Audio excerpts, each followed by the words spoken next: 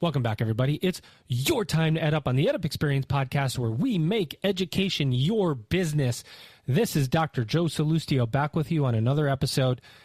And I am, fortunately or unfortunately for all of you listeners out there, going to do a shameless plug. But it's a shameless plug for you.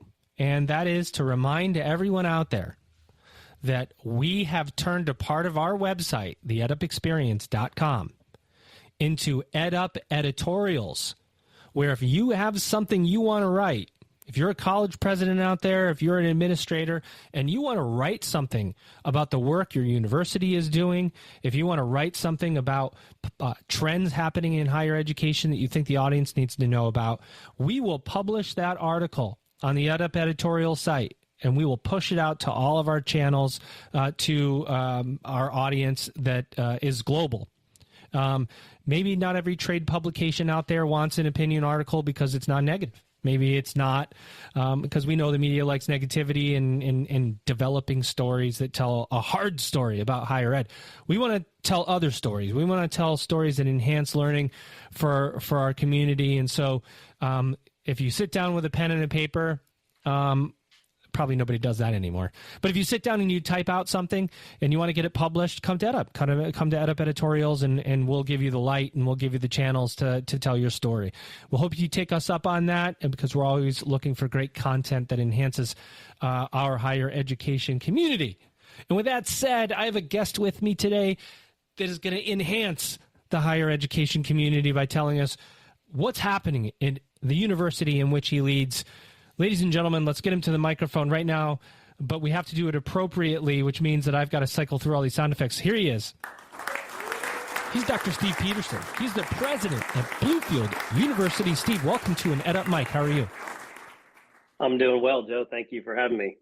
Thanks for being here, man. I'm always excited to talk to leaders across higher education, particularly those with such really specific missions and communities in which they serve. So let's start there. Tell us about Bluefield University.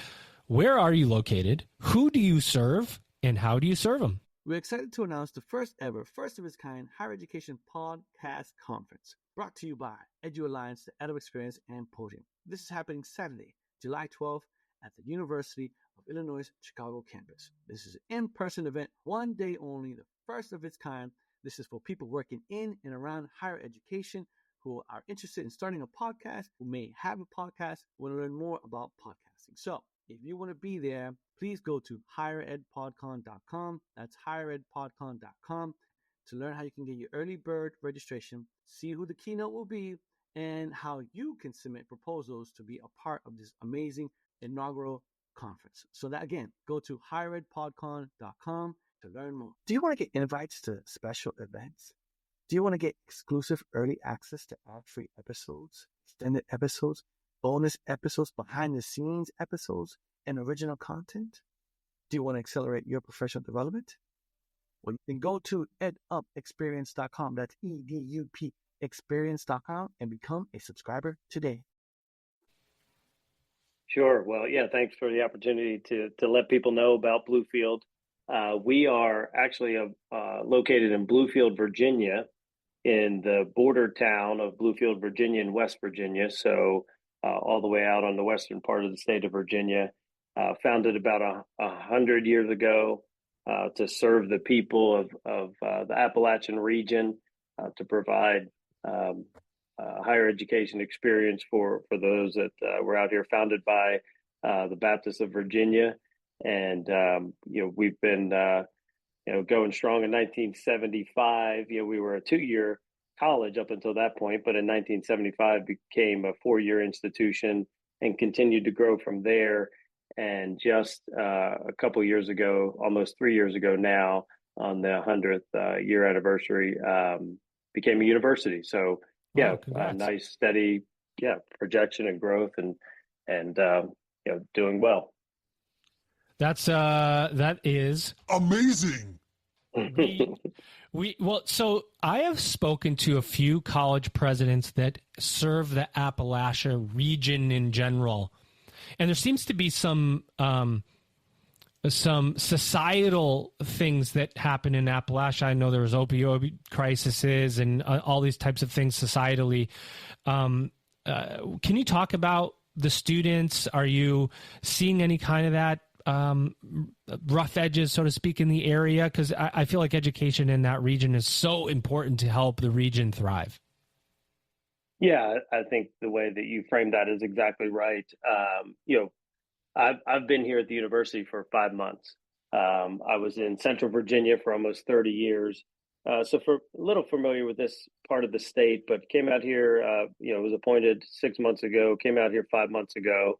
And one of the things it took me about not even a week to realize that there are just great people in this region. They're the folks that will pull over and help you if you got a flat tire. They'll Nice. help you like you're their best friend when they just met you type individuals. But it is a region that has been affected by, various things. It was, and years ago, decades ago, it was one of the richest parts of the country related to coal and those sorts of things. And as that has changed, that has left the area with people moving out, the employment rate going down. And then, unfortunately, as you mentioned, the opioid crisis, right where we reside in Tazewell County, was highly affected by that. Everything we know about, the pharmaceutical company that put forth, painkillers that were, that wouldn't have long-term effects. We had people working in the mines and working in the industry that, took it what they thought was advantage of those things at the time, only to realize that it had detrimental effects. And so that has been something that the area's had to deal with. And the university sits here as a resource for the students that are coming up from the counties around us, to provide a way for them to earn their education and look at a pathway forward into an area of study that is interesting to them. One of the things that we have, the benefit that we have sister schools, medical schools. We have a College of Pharmacy that's located about an hour from where I sit. And then we have partnerships with the Appalachian Law School, and ourselves, we have a robust business program, education program. So we're a university that provides a pathway for students to have a fulfilling career, and for us to help facilitate that with either a 2+2 program, 3+1. So come here to Bluefield for a number of years and then transfer you into one of those schools: medical school, law school, graduate school, whatever it may be. So we found in many ways that we're a staple here in the community, and have an opportunity to serve our students. Epic. Tell me about you a little bit. So you were at a very large online school in your past, and transition now into a college and university president. That's a big call of duty, if you will, especially these days. I mean, I think the eyes on college presidents have been peering, if you will. There's so many stakeholders to serve. There's certain stress that comes with the job. I think there's so many great things that come with it too. So I'm not going to try to paint a picture of that it's overwhelmingly hard, because getting to serve students every day is a noble job in and of itself. But it is a particular call or calling. What motivated you to go after and take on a university presidency, and how's it been going? Yeah, that's a good question. I'll just share, a little bit of my own story. Is I grew up outside of Philadelphia, Pennsylvania, and I describe myself as not necessarily a great student coming out of high school, but I was introduced to some people through my church that told me about a school in Central Virginia. At the time, it was I would call it a smaller Christian school called Liberty University, and they said, you should think about going there. And I did, and I thought in my mind I would enter some type of ministry-related field, and began to study towards that. But I got married in college, and my wife and I both got jobs at the university. And I wound up spending 24 years at the university. Started out in financial aid and had the opportunity to work in the chancellor's office for a decade. And make sure you tell your wife thank you, because I'm sure if you didn't meet her, you would have never stayed there. So we give her all the credit. Well, that's exactly right. Both of us, we were students. We got married after our sophomore year in college, and so we said, "Oh, well, I guess we need to get some full-time jobs now." Yeah, So jobs. we both did that, and it wound up being a huge blessing. But it led to me being involved in higher education and realizing that there's the fulfilling or reaching effect of helping individuals, like similar to ministry, that if you could help somebody find their path in education and fulfill their calling, that was a great work. And I didn't set out to be a higher ed administrator. It sort of just happened as I continued in my career. But, around 2010, I got involved in the online campus at Liberty University, which at the time was very large and continued to grow, for the next decade and even now. So for 7 or 8 years involved in that historic growth and the expansion of online, and got to see, I would say from my seat, what it is to deliver high quality education in online format to help adult learners, but then also, what it was like to, or what it's like to, work for a large organization at that time, and how to adopt best practices and those sort of things. So, not to go too long into it, but in 2017 had opportunity to join Houston Christian University in Houston, Texas, to assist in launching their online program, and had a team of us that worked on that, and that wound up going very well for that university. And at that time started to ask myself, did I sort of reach the top? Is this it? I was very content.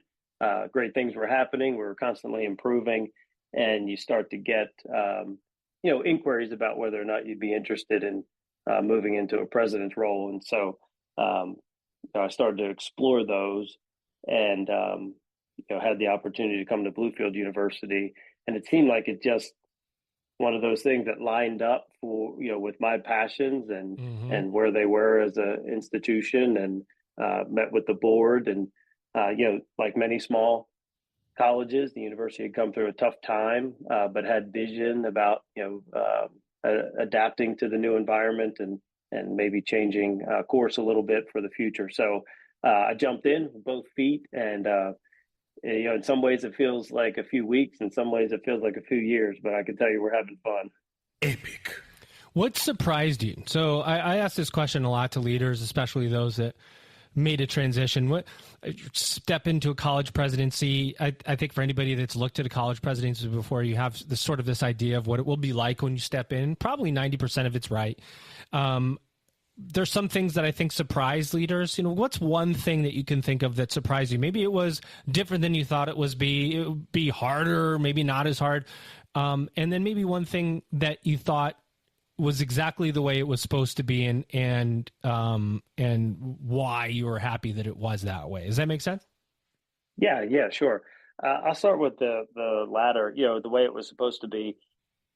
I've had mentors that I would describe as practitioners. They were leaders that rolled up their sleeves. They did the work, and that's sort of how I was raised. And the people that worked with me know that that's sort of the way that I am. And so when I showed up in Bluefield, I was happy to discover that was the attitude from our cabinet, to our directors and leaders across campus, and really the community. So that's where I felt like, okay, this is exactly where I should be. It's what I expected. Everybody here is willing to pitch in and do the work. And the thing I have to tell you, the thing that really shocked me is how much people are vying for your time to do various things, and they're all good and noble things, whether it's part of an organization, or sit on a board, or you mean like external? You mean like external? External, yeah. internal, you would expect, like, that makes Right. sense. You got to meet with alumni and the board, and I expected that. But there's, all of these external things that we should participate in some cases, but for where we're at as an organization, I kind of had to just pump the brakes and say, hey, we're going to focus on what we're doing here in Bluefield, and keep our eye on that before we start, contributing our time to the external forces. So that's been hard because, there's a lot of good organizations and things that are happening that you want to be part of, but you also have to take care of the day to day in the circumstance that we're in now. So that was a little bit of a shock to me. It's like, oh, I thought I was going to work at Bluefield University, but no, as president, I didn't even know it provided the opportunity. Like, you're part of this organization, and now you're on this board, and there's a meeting, and you got to do these things. So that took me a little by surprise.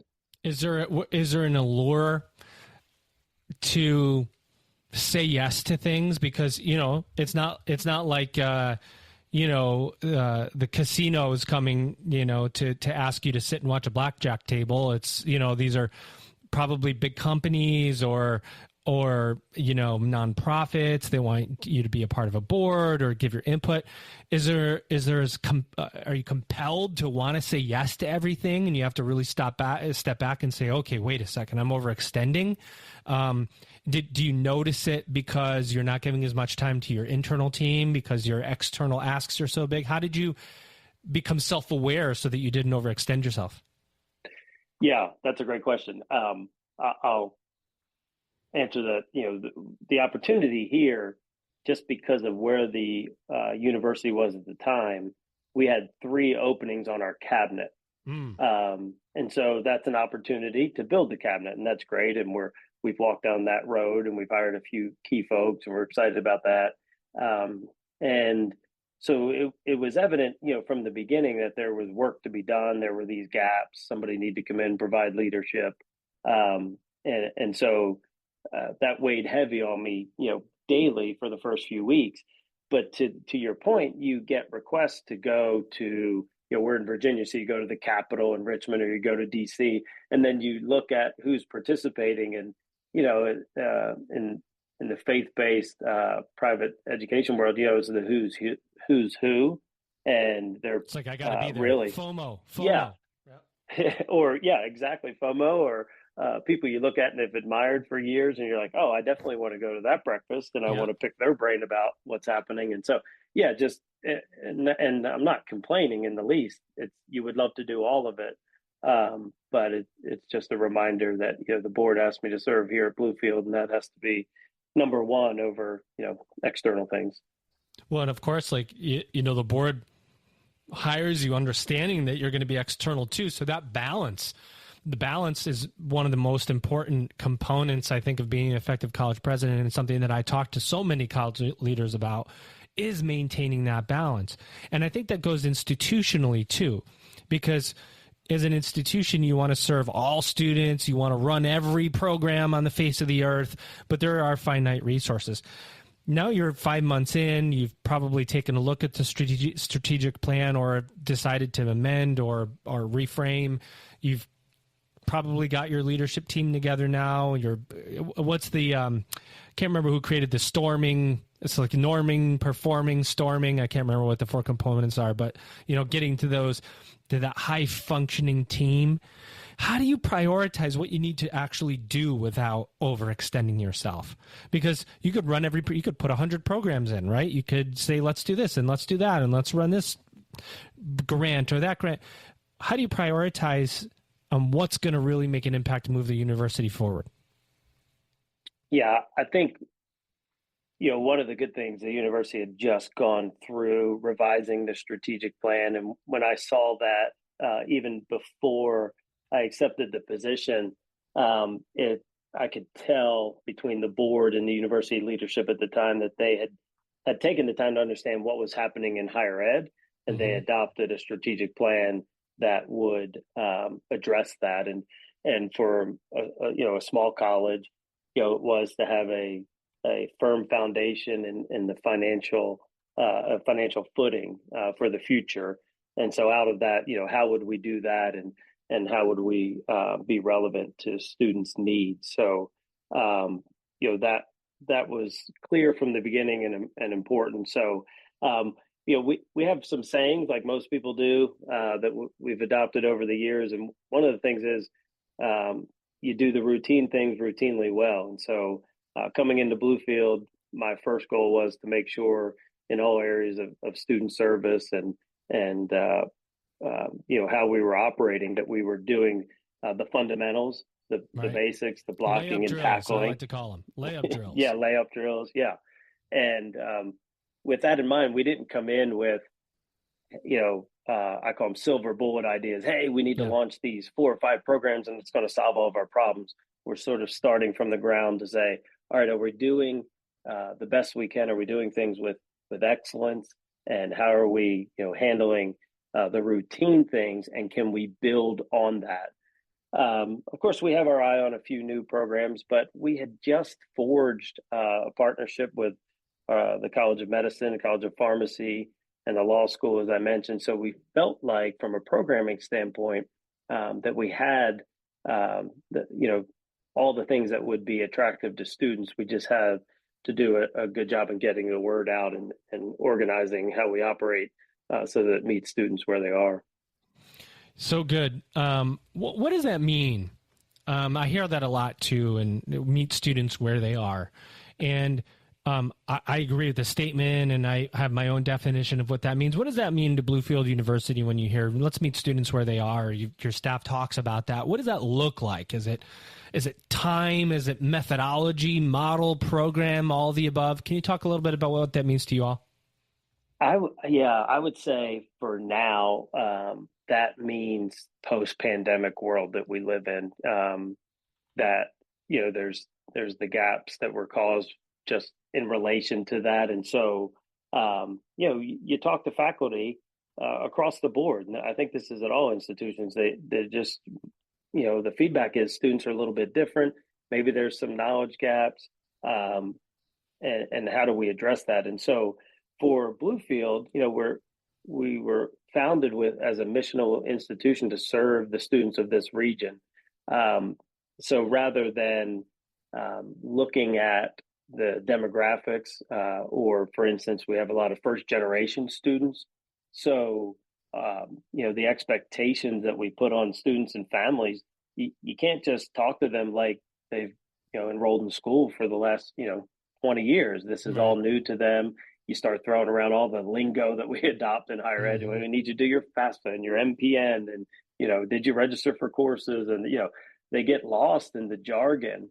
And, our goal is just to step back and say, all right, how can we partner with you to find out what your goals are and what you're trying to accomplish, and do it in plain language that allows people to understand, what the value proposition is. When you come here, you're going to earn this degree. It's going to cost a certain amount of money. What does the debt load look like? So, just understanding this is how our students are coming in these days. And rather than complain about it or scratch our heads about it, that's why we said, let's meet them where they are. We've done it for over 100 years. We teach the students that come through our doors, and we need to make sure that we're doing that today. Tell them like it is. Is the whole person Christian mission resonating with students now, as we see there's so many societal shifts right now? And if you go back 2-3 years, one of the big questions was, are any kind of religiously affiliated or mission-driven institution going to make it? What are you seeing in terms of interest? Yeah, this is, for me, what's exciting about our young people. It's all the dialogue around education and purpose, really. There was this buzz is college still worth it?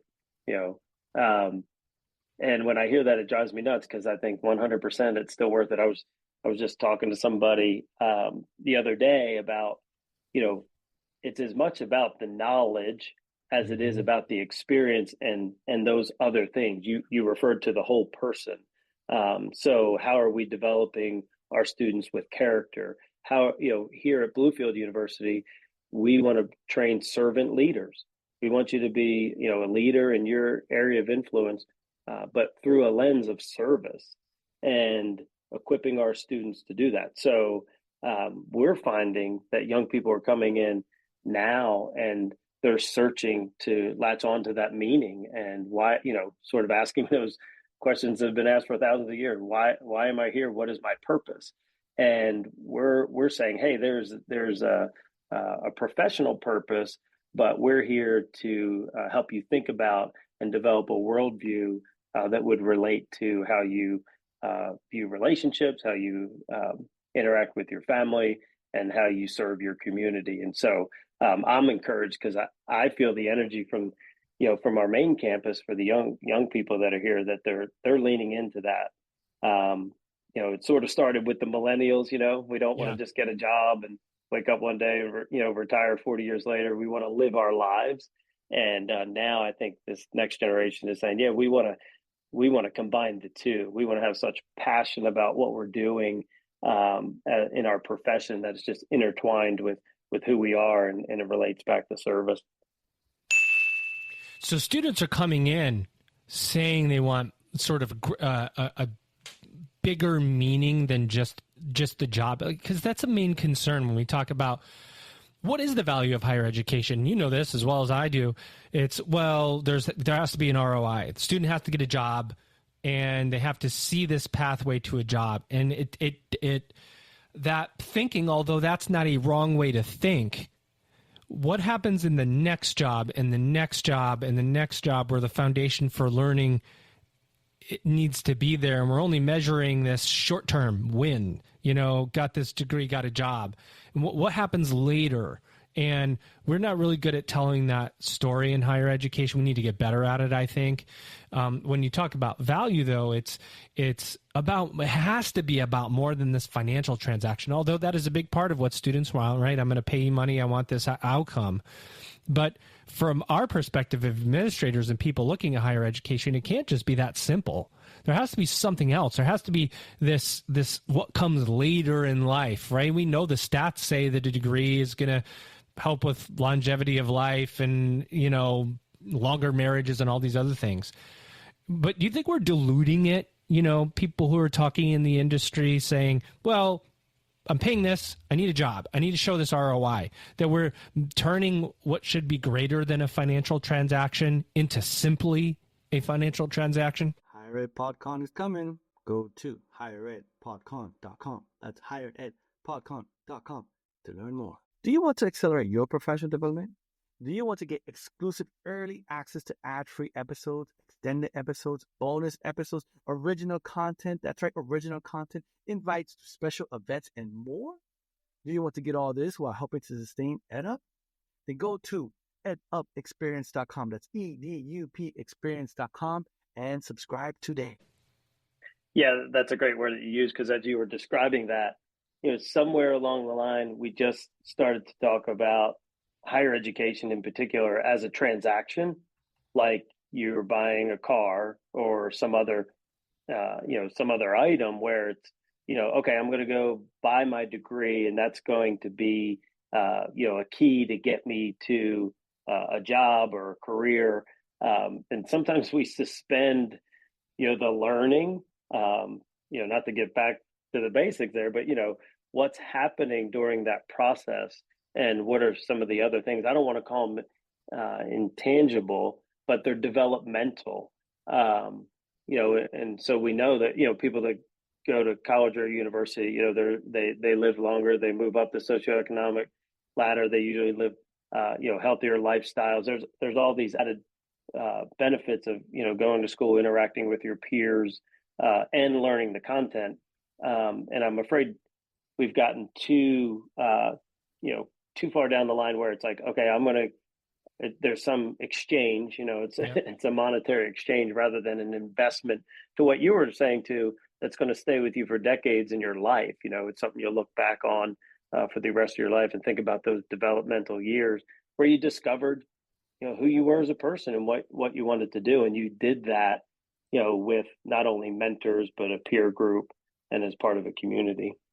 Well, and you feel like in this time of artificial intelligence, as things become less human, the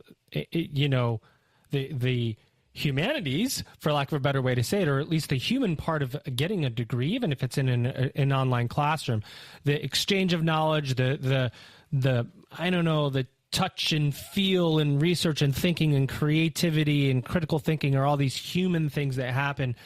How much more critical they're going to be? What do you think? Yeah. If the information is just so readily available, this is conversations that we're having every day on campus. So, what does OpenAI do for industry? We talk about on a customer service level. You kind of put it into the system and, think about admissions. You can call up an AI admissions and ask it any question about a degree, something in the catalog, right? And all that information is going to be readily available. So what's that look like in our front end admissions offices, and then you think about reading about how it impacts the medical field, right? You put all the information in there and, the diagnoses, it's almost without, human error, law and contracts, right? So I don't know, maybe it's going to start to encroach more on a strategy, but it's just a reminder to me that it's a tool.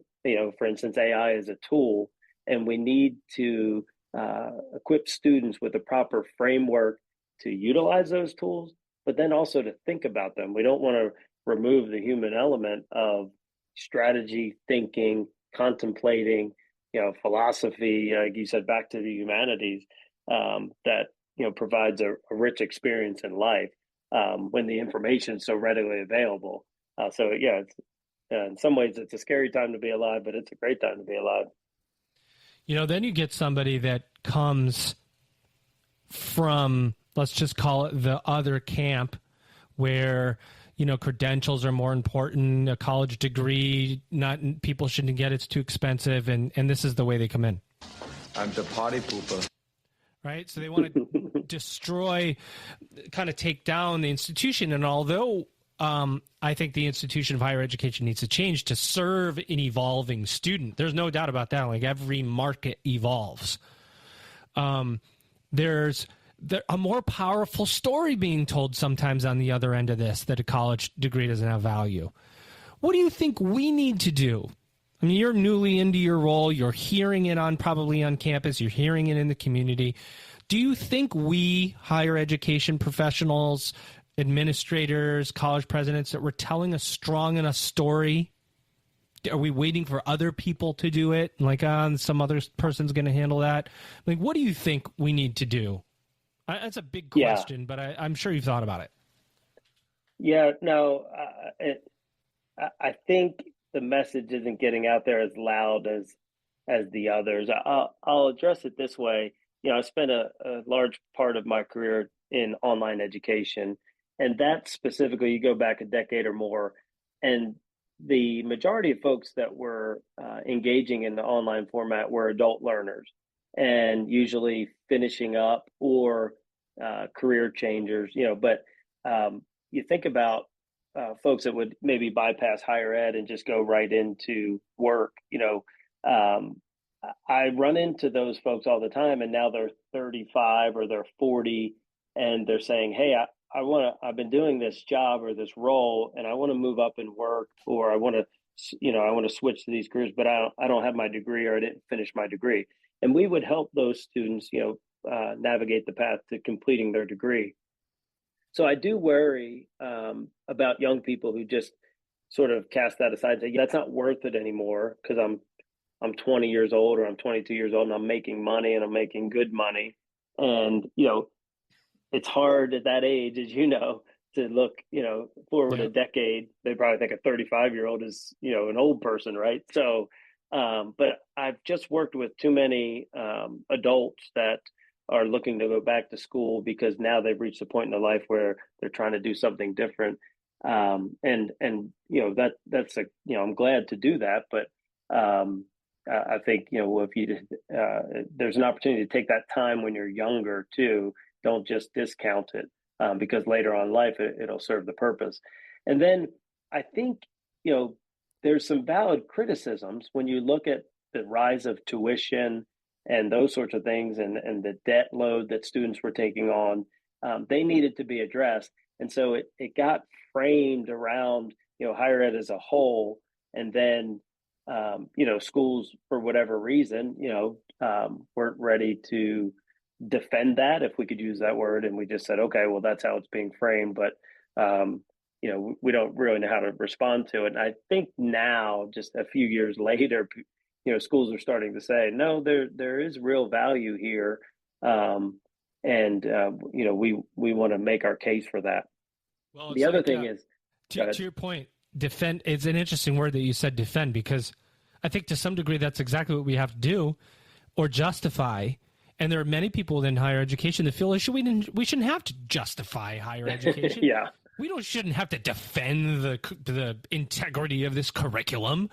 And then you realize, wait a minute, these students are getting trash media. We all do. They're getting it from multiple channels coming in, and the message of higher education can't be so purist that we just think people are going to, through osmosis, end up, feeling like a higher education degree has value when all this information coming to them from these sources. And I'm not even talking about reputable sources. I'm talking about a meme or something that says, and I see them all the time because I do follow so much garbage, because I hate to say it, but I report on it. I bring this stuff to these conversations, right? And I say, I saw, and I did yesterday, I saw, and I see it a lot, post on Instagram that says you can learn more on these 4 AI websites than you can with a 4-year college degree. And you hope that somebody goes, yeah, right. I mean, let me check out these AI sites. But you also wonder, is there somebody who actually thinks that's true? And our message can't be so pure that we're not willing to defend it. We have to step up and justify and defend against all of this noise that's coming in, and students are consuming so much of that noise. What do you think about that? Do you think about that? Do we have to justify? I want to be careful here because I don't want to start stepping on toes. But you may have heard that, higher education, in particular, academic institutions, are slow to move and slow to adapt or adopt. Surprise. And, that's across the board. And, in some ways that's good to be, because we need a steady, a tried and true, methodology, if you will. But because of that, I think that's where some of that scrutiny was ramped up. It's kind of where you're stuck in the past. And, you and I both read a lot, coming out of the pandemic and COVID, that it moved institutions forward a decade, in about 6 months. And so that certainly has helped in the last, 4 or 5 years. But that is a challenge that we would have to look, back at ourselves as higher education providers and saying, okay, how do we embrace technologies? How do we, when we talk about meeting students where they are, what are the needs? And how do we put in systems and processes where our faculty are a little more adaptive in the curriculum and those sorts of things. And then I think we can be relevant and maintain our relevancy. Well, and I worked for a big online school like you did. And I remember back in the day thinking about writing articles about why online education was as good and sometimes better than traditional education. And then there would be people with running in traditional institutions that would say, well, you should take a traditional education instead of online. But everybody was in agreement that you should get a degree. And now that's right. Yeah. Now it's changed so rapidly. Well, what else do you want to say about the university, Bluefield, before we bring you back for a subscriber-only mini episode? Open mic. Did you buy your tickets yet? Higher Education's first podcast conference is coming July 12th. Go to higheredpodcon.com, higheredpodcon.com. Get your tickets. Do you want to get exclusive early access to ad-free episodes, extended episodes, bonus episodes, original content, invites to special events, and more? Do you want to accelerate your professional development? Do you want to get all this while helping to sustain EdUp? Then go to edupexperience.com. That's EDUP experience.com and become a subscriber today. Yeah, well, thank you for the opportunity. Bluefield University, as I said, we have a goal to create servant leaders, and we want our students that interact with us to master the curriculum and the material. But we're here to come alongside them in their journey to find purpose and meaning, and think about how they can serve their fellow man, and take that education and contribute to their area of influence. So we're excited to be to have the opportunity to work with students in that way. Well, it's noble work that we do here in higher education, ladies and gentlemen. I'm going to bring back Dr. Steve Peterson for a quick subscriber-only episode, and I'm going to ask him about differentiation a little bit and what he sees for the future of higher education. But you'll have to subscribe to hear those answers. To everybody else, this has been another amazing episode of EdUp. Steve, did you enjoy your time here talking with me? It was a great time. Thank you very much for inviting me. Love to do it again for sure. Awesome. We'd love to have you back. Well, ladies and gentlemen, this time we're done. But stay tuned, Steve. Don't go anywhere. Here he is. He's Dr. Steve Peterson. He's the president of Bluefield University. And you've just EdUp'd.